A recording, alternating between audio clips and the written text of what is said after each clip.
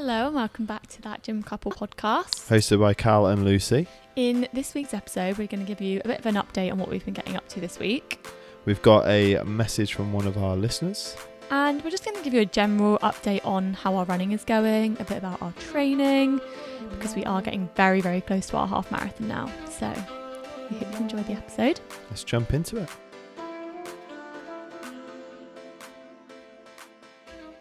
Hey Callum. Hey Lucy. How are you? I'm okay. How are you? I'm good, thanks. The sun is shining. The sky is blue. Yeah, it's been a lovely, lovely day actually. It has. I just feel like my mind has sort of gone, right, cool, summer's over. It's autumn now, but it's not. I think a lot of people are in that sort of mindset now. Like, even though it's sunny outside, in my head, it's like that crisp, cold autumn day where it's sunny but cold. But I'm going to go out and it'll be really hot. Someone said to me the other day, it was that apparently we've got a heat wave coming. And I was like, really? Yeah, I can't really be bothered. I know, but then we've also been complaining about not having a summer, so maybe... Yeah, but I reckon I'm over it now. September will be warm. But I'm over it now. Yeah. I know what you mean, but also I feel like it's a little bit depressing if it genuinely... That was our summer. No, but as long as it's like today, the sun's out, like it's shining, it just doesn't have to be hot. It's the heat that I just can't be bothered with anymore. Yeah, there. Same. I'm done with that. Yeah. Yeah. Well, anyway, what have we been up to this week? We had a bank holiday weekend. We did. For those not from the UK, it's just like a national holiday, I guess. Do they not have bank holidays in? No, not all countries have bank holidays. Or they have them as like a national holiday, as I said, but for other reasons. But yeah, it's where essentially the banks are closed. Your energy feels low today. You're very monotone. Yeah. Sorry. Pick it up. It's where the banks are closed. Oh God, no, don't do that. I'm trying not to be monotone. Yeah, it was bank holiday Monday, so we went on a little adventure, didn't we, to Simonshat? Yeah, which is a lovely little area of, I guess, outstanding natural beauty on the River Wye. Yeah, if you've seen the series Sex Education on Netflix, that's where the famous Otis and Jean's house is. So we saw that. But yeah, it's just really nice. It's like a river that runs through it. Had a little picnic. It was lovely, wasn't it? Albeit slightly stressful. God, we were like, let's go. So there's this massive hill, and we parked up the top of it, walked down, and then walked back up to where the car was. And we were like, oh, I'm quite hungry now. Let's go find something to eat. And we could have just stayed where we were. Yeah. Because there were like picnic benches and stuff like that. In my head, I had this image of like having a picnic in a really cute little location with a nice view. Every time we have a picnic, it just ends up being a disaster. Basically, any time I try and do something nice, it ends up in a row. That's not true, but so we drove back down. I should have fed Callum before. Essentially. Yeah. I need, I get quite hangry quite quickly, and you get hangry as well. I've never met anyone that gets more hangry than me until I met you. I don't know, you get pretty hangry. No, you're vile when you're hungry. Vile? Yeah, you are. Vile is a very strong word. No, you are. You're so impatient and short-tempered when you're hungry. Because when you're hangry as well... Why does that happen? It's like you're not going to starve to death. When you're hangry as well, you're vile. So it doesn't work, and then you get really short with me, and then I'm already getting short with you. So it's terrible. So we were like, right, okay, there's not really anywhere around here for a picnic, even though there probably was. There definitely was. So we thought we'd just get in the car, and also then we were trying to look on the maps, but neither of us had any signal. So I was like, right, I'll drive us out of this forest that we're in to try and get some signal. But then obviously, I don't know where we are. The maps won't load. We'd have no idea where we're driving. So we're just driving aimlessly, and we end up on this one track road. It was and it wasn't. It was just, there was a lot of people there because it was a holiday weekend. So there was a lot of cars and people. Yeah. And obviously I was just driving aimlessly, not knowing where I'm going. You were getting stressed at me because you're supposed to be the navigator. How could I navigate? We didn't have signal. And he was like, but I don't know where we are either, so I don't know where to suggest. So we're just driving around, getting hungrier and hungrier and more impatient. Eventually we pulled up, didn't we, to this little area, and we finally managed to walk a bit further down and find somewhere. By that point, I thought there would just be because there's a river that runs all the way through it. What is it? The river Wye. Why am I saying Rye? WYE. Wye. Yeah, the River Wye. So I just thought, oh, there'll be like a little bit of river like bank like on the side of the river where you can sit and have a nice picnic, but there wasn't at all.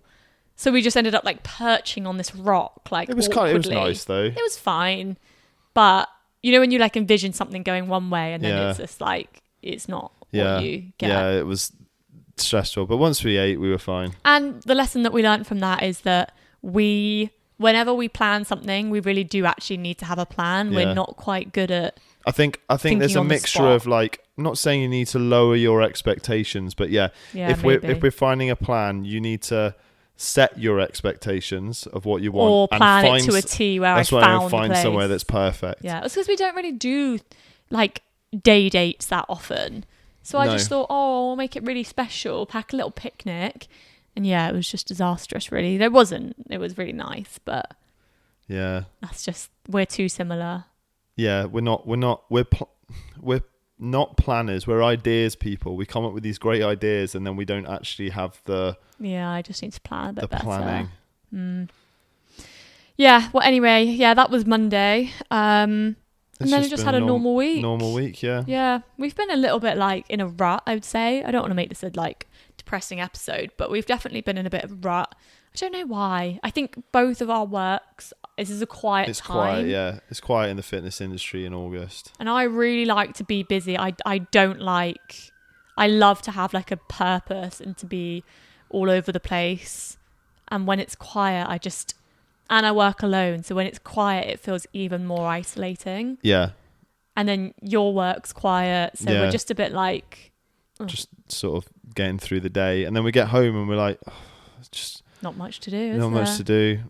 Like, if anyone's got any suggestions, what do people do in the week? We were talking about like getting some hobbies or doing something. I mean, like I've always played sports, but I'm not at the moment. So it's finding that time. And I guess because of our running, it's difficult to do something that's really That's energetic. probably in why that we struggled respect. this week as well. Like, we'll be honest, we did our 14-kilometer run on Sunday, and it just knocked us for 6. So we didn't do our 6K on Tuesday. You haven't been feeling well, to be fair. No, I haven't. I can't remember what happened. I had a really long day on Tuesday, and then I got home, and you were just not like in a particularly good way. No. And then we were like, oh, at least we've got Thursday. And the Thursday rocked up, and you weren't well yesterday, to be fair. No.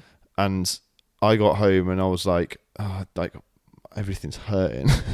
So unfortunately, normally if one of us is having a bit of a down day, the other one is feeling well enough to be like let's get it done, like keep each other accountable.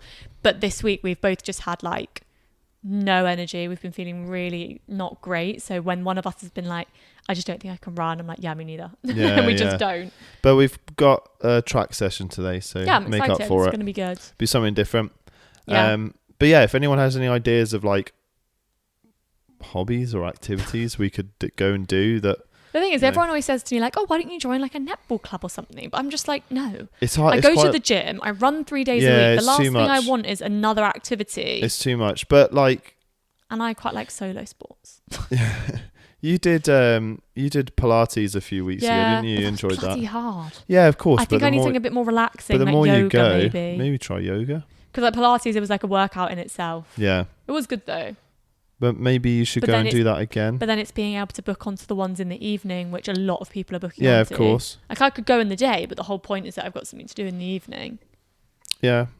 It's just, it's finding things to do, I suppose, that... I think we've really got to make an effort to do it. Otherwise, it's going to be a long old winter. Yeah. Although, who wants to actually go out in the winter anyway?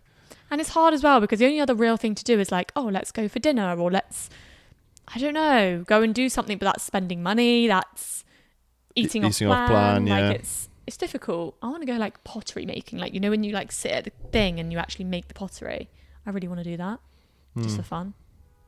Or pottery painting. Yeah. But I'm not very good at painting. Go make some more mugs. Yeah. They keep breaking.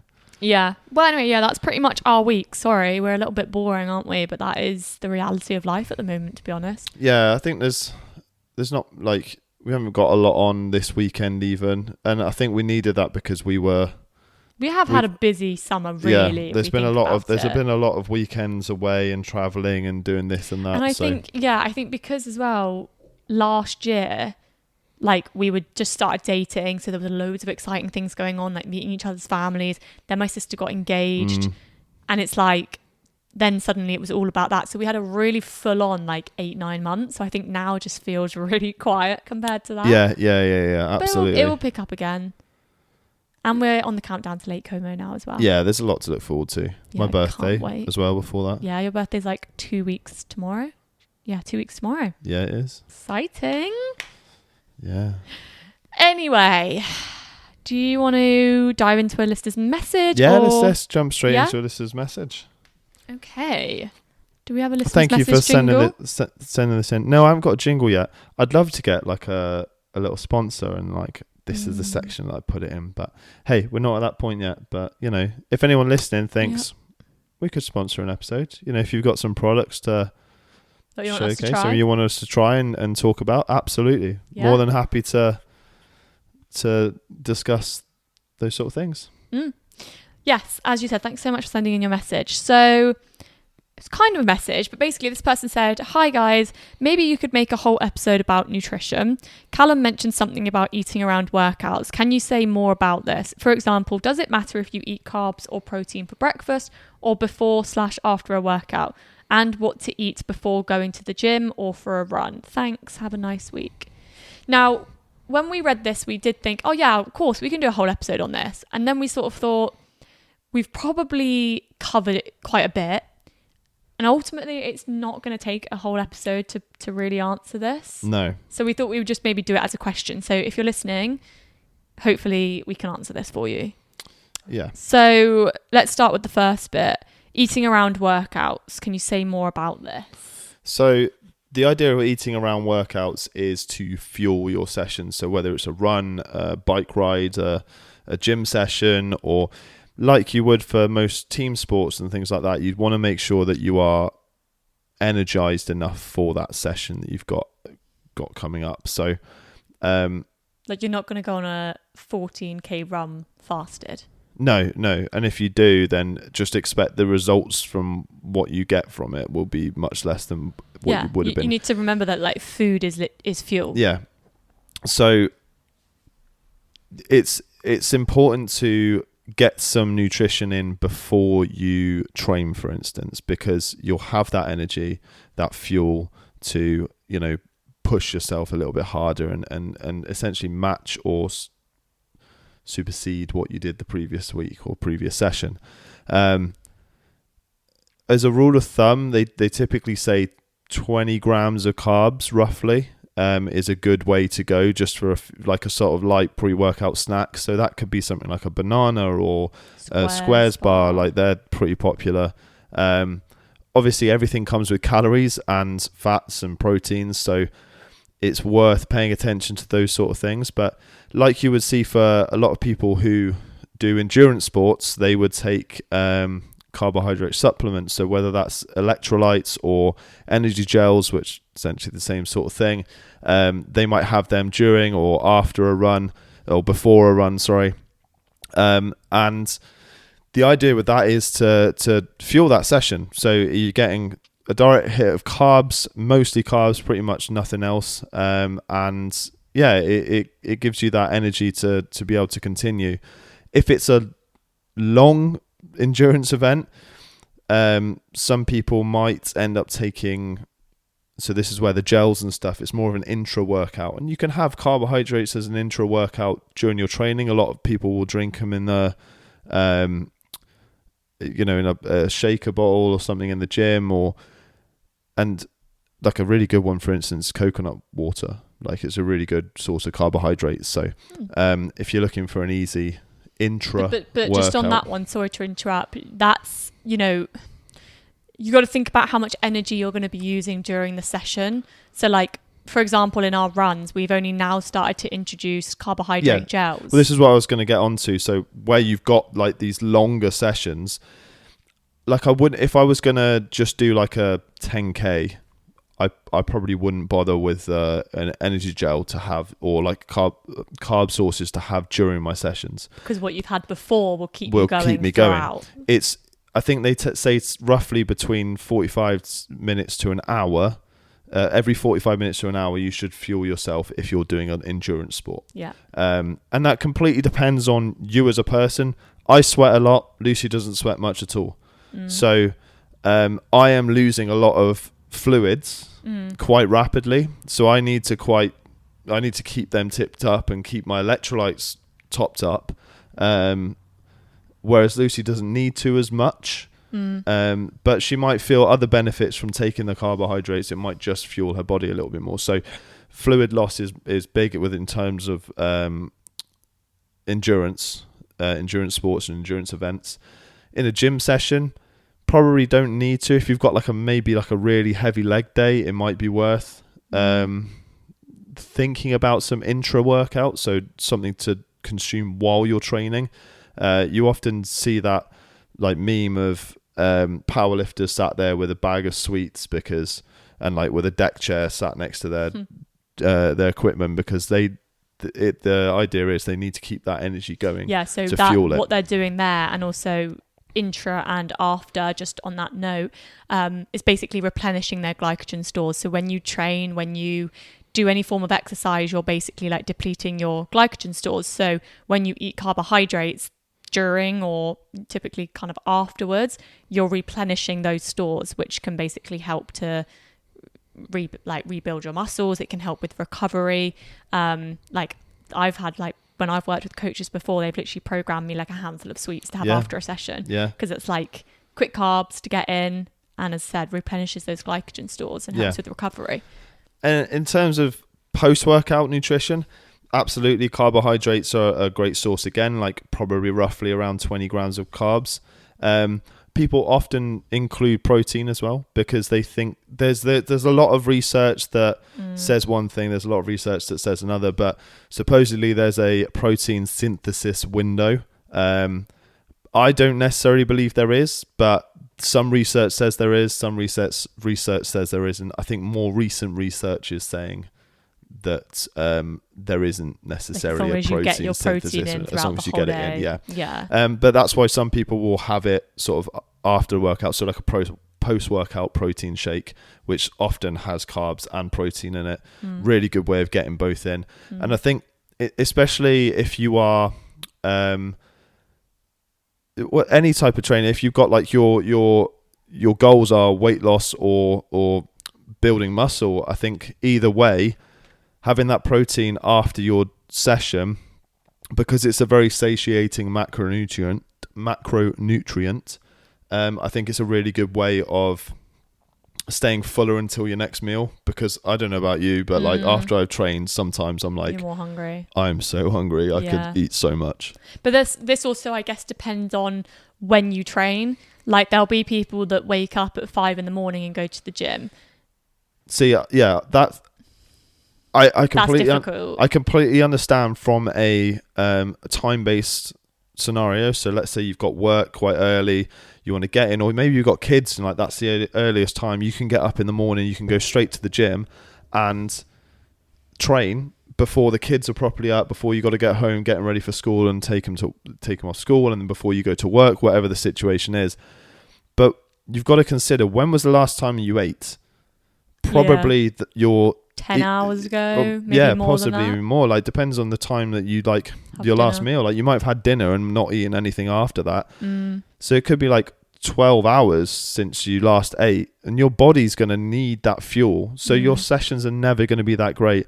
You could eat a meal, but you're probably not going to want to eat a massive meal first thing in the morning and then go off and train. Or a cake. Yeah. So you could have a banana though, maybe. Yeah, of course you could. Or and a quick yogurt bowl. You could have something. I know people who do shakes with oats and stuff like that, or and get overnight that oats, because it's not too hard to drink a shake before you train. So you can get put some oats in there and blitz out with banana and stuff like that. I mean, those shakes do very quickly add up in calories, so be very careful with them. Fruit doesn't, but yeah. And then it might be time for you to have breakfast after that. So it might not be that you have a pre and post workout snack. It could just be that you have breakfast after, and that's kind of counts as both.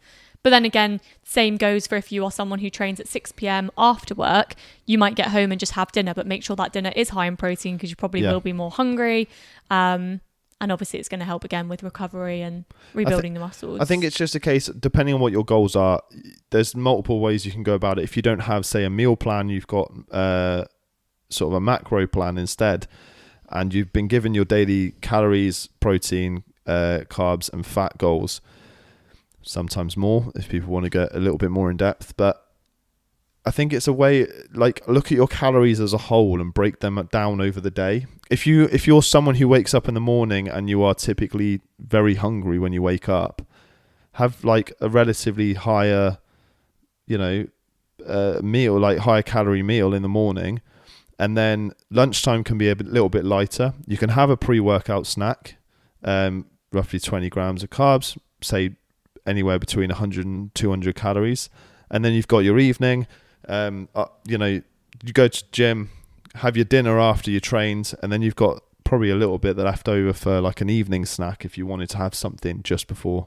Yeah, I think you've got to be smart, haven't you? I think a lot of people see a calorie deficit. Obviously, if it's super restrictive, that's going to be difficult. But most calorie deficits, you should realistically still be able to plan your day. And if you do plan it well, you can still have that pre-workout meal. You can still have that evening snack. If me and Callum are it's like we can't live without a little sweet thing after our dinner. Like that's what after dinner, we're just like, oh, can't wait for a little yogurt bowl with some dark chocolate. That's something that we just factor into our day. And when we are tracking more consistently and we're being a little bit stricter with tracking, we will just factor that in. We just make sure that the meals around those things allow for the extra calories in the evening for that yogurt bowl. So you can make it work, if you are someone who prefers to have 2 snacks in the day, but you've not got much of a sweet tooth, cool. Arrange your calories around that. If you're someone who likes a bigger dinner and then a snack after, eat less during the day and have a little bit more left over for the evening. It's just playing around with it and seeing what works. Balancing what works for you. Yeah, well, I think that pretty much answers it. That was pretty much her question. What to eat before going to the gym or a run. We've touched on that. Yeah, I think we've answered that. Yeah. Hopefully we have anyway. Thanks again for the question. That was just a DM on that Gym Couple Podcast Instagram. So feel free to send any messages or questions over to there. So yeah, I guess we'll go into the next section. Yeah. So where to start? Okay, let's I'm going to sort of ask you a couple of questions and we can just kind of go into it then. So in terms of running, has it been easier or more difficult than you thought it was when we started out?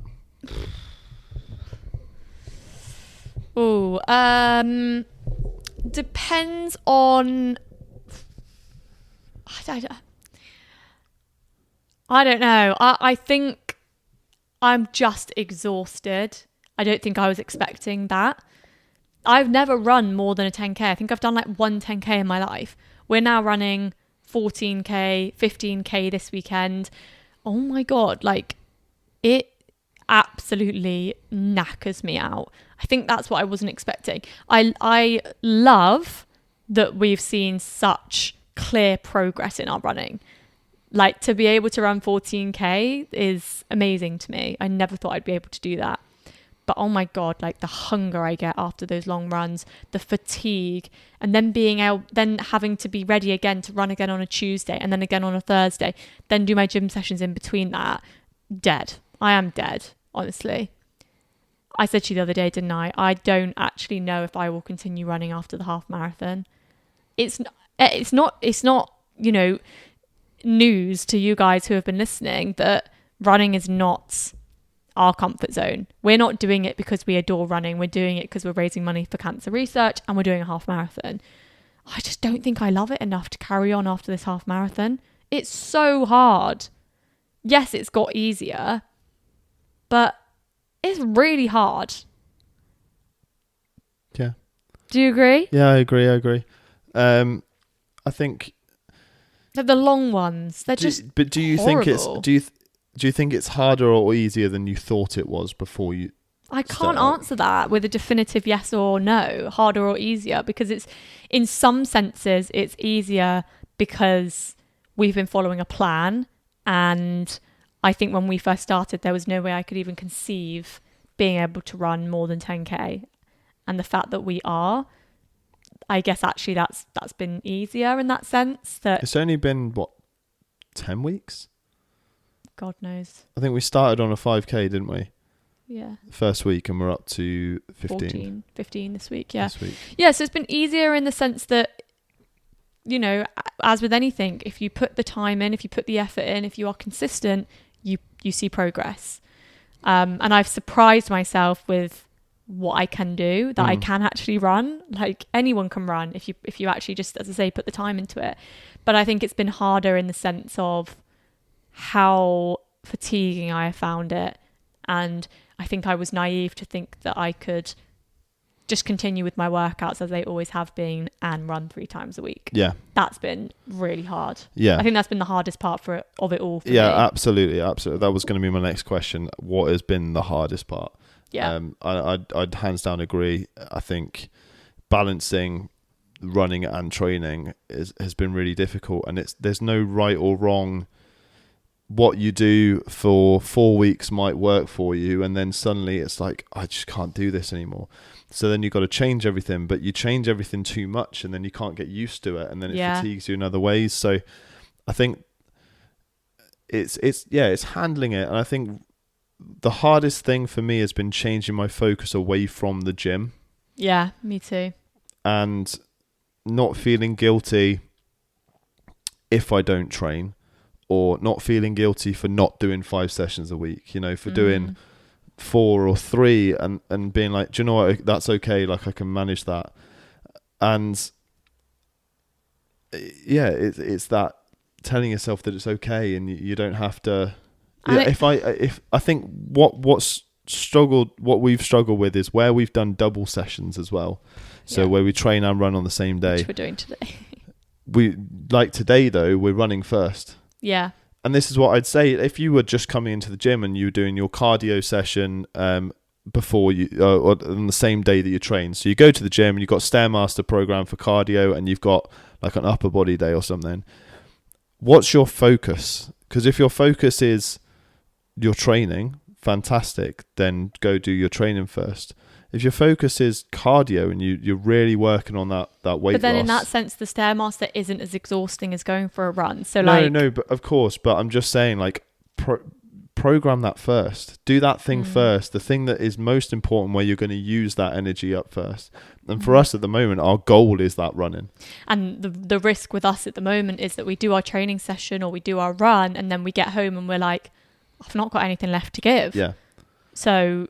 Yeah, so that's fine. Like, because if we're doing the run first, not really much of an issue. I mean, you went and trained after our 14K. I was what?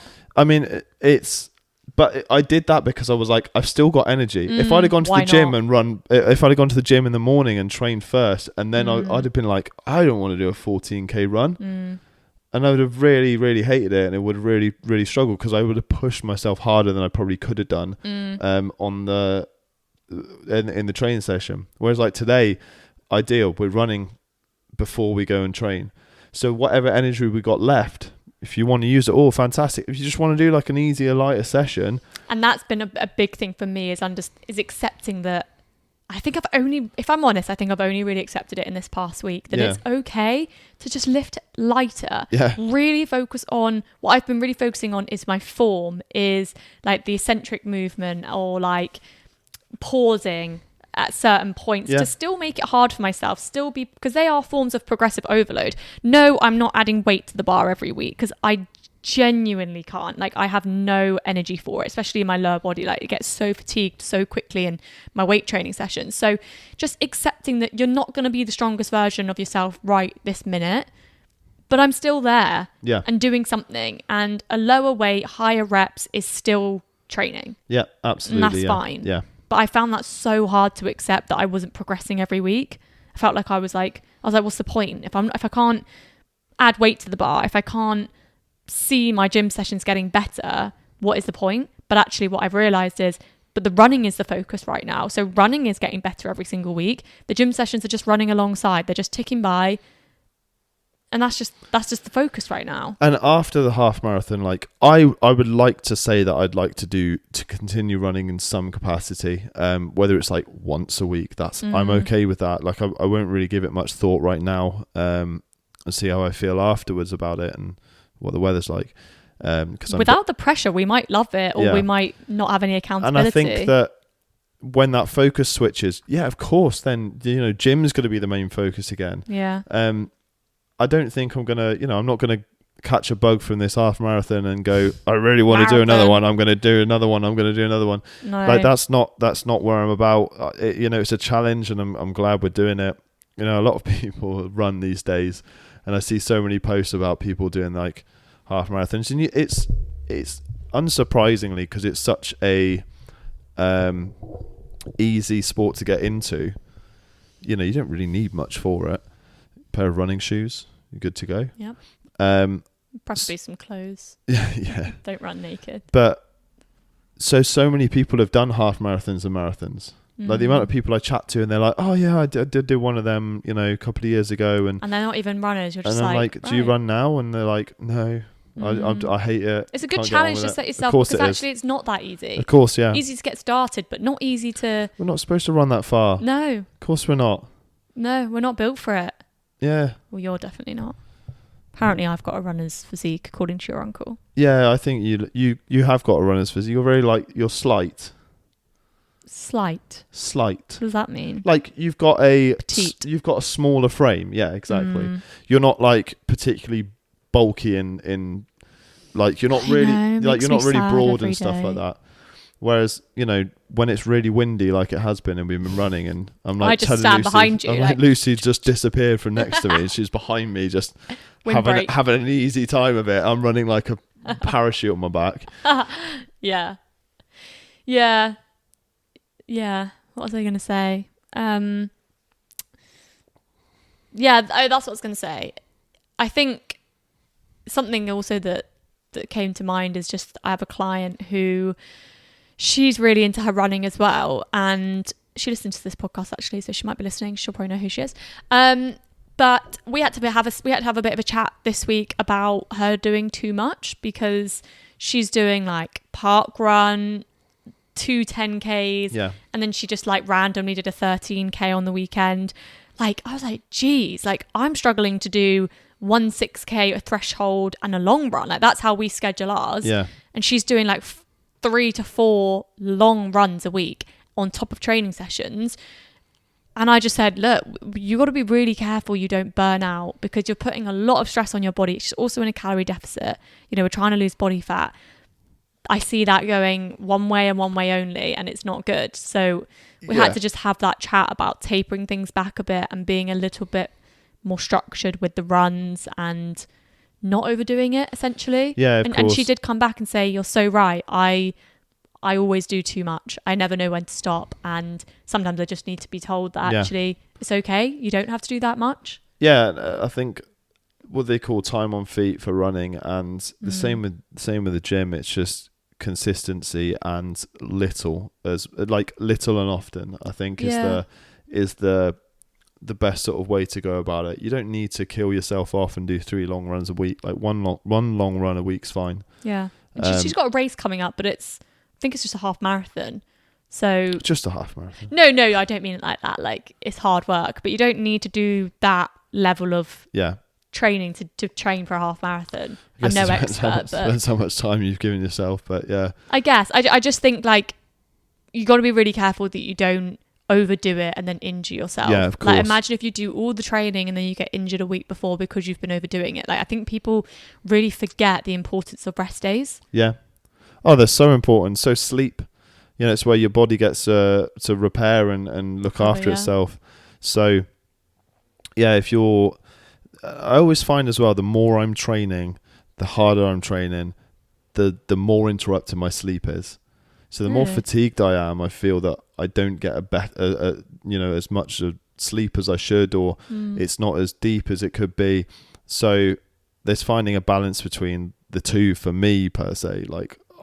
I prefer finding that sweet spot of training and being able to recover properly. Cool. Next question. What are you most looking forward to with the half marathon? Finishing it. Yeah, of course. No, do you know what? I am overjoyed that Callum actually has a space, because that was really stressing me out that I was going to have to do it alone. Like, we're in this together. You've been by my side every single run. If anything, it's just having you there for the mental support, knowing that, because I know that we're not like running athletes. We're not there to get the best time. We're there to just enjoy it. So I know for a fact you will run with me. You're not going to run off. Like, we're doing it together. So I'm really excited for just like the atmosphere, to be honest. Yeah, same. Like, it's actually really, I feel like, I don't know if I'll be emotional. Like, we've raised a lot of money. We've raised nearly £2,500. Like, we're way over the target. All my family are coming down because it's something that we never do, and it's for my mum. Yeah. Like, we've got like our little t-shirts. I'm excited for that. I think that's the thing. Like, for me, being on the other side of it, watching my mum run the London Marathon and my uncle run it, and you know, there's a half marathon here on the weekend, so we're going to go watch. And you know, just being part of that crowd is infectious enough. Yeah. And to be actually in the race. Yeah, I actually completely agree. Like, I've watched them before, and I'm like, God, I could never do that. Yeah. We're going to be the ones in the race. It's going to be good fun, but also it's very close. It's close to our hearts now. You know, like, we're not just doing it to raise money for a random charity, which any charity you raise money for is amazing, but it's really close to our hearts. Like, my mum's going to be there at the finish line. Yeah, exactly. And we're doing it for her. Yeah. This whole thing's been for her. Just be a really nice weekend, really. Yeah, and just like a really big achievement. We're going to get an Airbnb in Oxford. I'm just really looking forward to have done any listeners based in Oxford, you know, feel free to come down. Yeah, oh my God, come and watch. That would be so banners. Nice. I have a couple of clients, or old clients, that live in Oxford. So, Chloe, Eleanor, if you're listening, you better be there. The other thing, like, I know people who are also running it. Like, we've got friends who are running it. My old neighbour's running it. Someone I used to, one of my old rugby coaches is running it. Really? Yeah, saw that like this morning or yesterday. So it's really nice to see, you know. We'll probably see people you might know, and it's not too far from home. So, and I think, you know, when you're struggling and you hear the crowd or someone goes, "Come on, you got this!" Like, it's always a really lovely atmosphere. I mean, I've run. I think I did like a 5K for cancer research once. I don't even think it was a 10K. I think it was a 5K, and even that was a really lovely environment. Yeah. So, yeah, I'm looking forward to it. I'm really looking forward to it. Okay, final question. Hit me. So, we always talk about, and this is something we talk about with our clients, it's important to set yourself multiple goals. So, one sort of shorter term, one for the future that you want to achieve after you've achieved this. Mm-hmm. So if this initial goal is the half marathon, this training period now is the half marathon, what's your next goal? My next goal is to get jacked. Yeah, okay. Like, I can't wait. I really can't wait. We've had a few conversations about this, haven't we? Because you've been like, if I tell you that, like, I'm too fat and I'm putting on too much body fat and I'm a chunky monkey. Reminds me of this moment. Like, I might even, it's going to be on film now. Yeah, I think it was. I think we said this a few weeks ago. Yeah. Like, it's like, building muscle is hard. Some people don't put on fat, but like, do you know what the hardest part about building muscle is the fact that your body changes not in necessarily the way you want it to initially, until later down the line. Yeah, and you've got to, what we always say, get comfortable with being uncomfortable.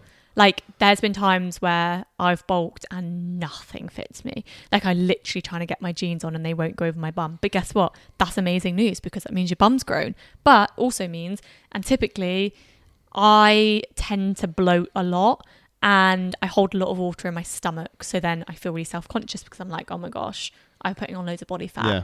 But my bum that I had for my birthday, I remember just before we went to, where was it? Marbella. Yeah. Yeah. And I just like caught my bum in the mirror and I was like, oh, come on, girl. I was like, you've actually grown a bum thanks to your programming. Yeah. Well, your hard work. Yeah. And like, I did feel like I'd put on a bit of weight, but like, I had been training hard and that was my main goal. Weight's not the enemy. Like, that's the whole point. It's not, but like, you do feel, especially as a female, like, you feel a bit more self-conscious. You know, as long as you're tracking things and you don't need to step on the scales every week. No. Because what you're going to see, especially as someone who, you know, likes to stay slim and in shape, you're gonna see negative results from whatever your scale weight says. Yeah. And if it goes up, you're gonna. Do you know what though? I personally am less worried about the scale weight. Yeah. A lot of people are. I mean, it's hard not to be, I guess. Of course, yeah. Like you associate, as you say, you look at the scale weight, it's gone up, you think, oh, I've gained weight, but like that's the goal.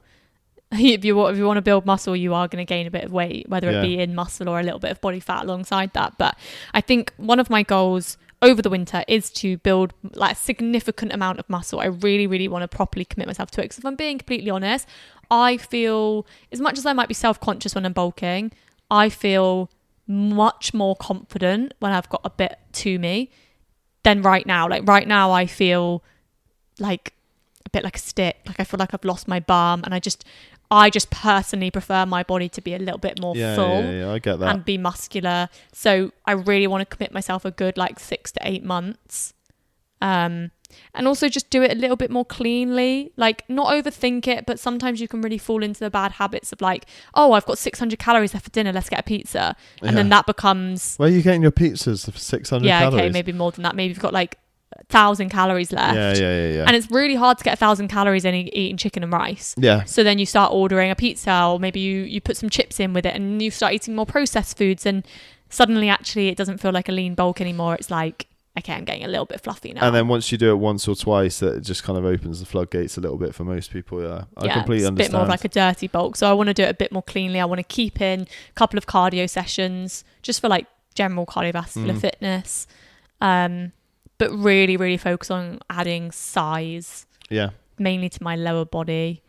And I'm just really excited to have energy and to go into my sessions really fueled and be lifting good weight and not feeling like injured or fatigued all the time. Yeah, I agree. And I know I will struggle, trust me. I will be like, oh, I feel really bad. Oh, I feel really self-conscious. But I need to ride it through. Yeah. What about you? What's going to be your goal after the half marathon? It's a good question. Because you're already jacked.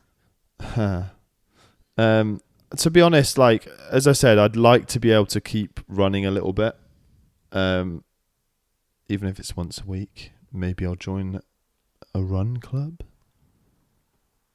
If you're not doing it, because I don't think that I'd motivate myself to continue doing it on my own. I might do. You never know. No, you might do, but I can't see it. If the weather's a bit crap, you're not going out for a run. Fair. So yeah, I think probably something similar to you. Focusing on certain body parts that I've not been able to train as much, like my legs again. It'd be cool to sort of really focus on them a little bit more. Rugby? No plans to yet. Okay. And then the season started already, and I who knows?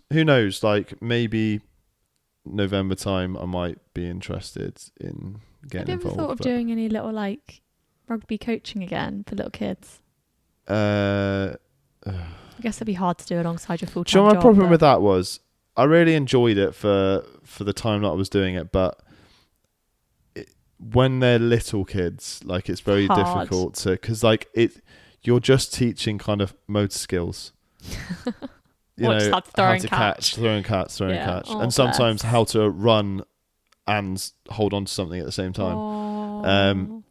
So it's difficult because I was always very much like, I liked teaching older kids who kind of who had that skill set already, and they wanted to learn the next level, like what can I do with those skills. So but yeah, I don't know, maybe when we have a little one. Yeah.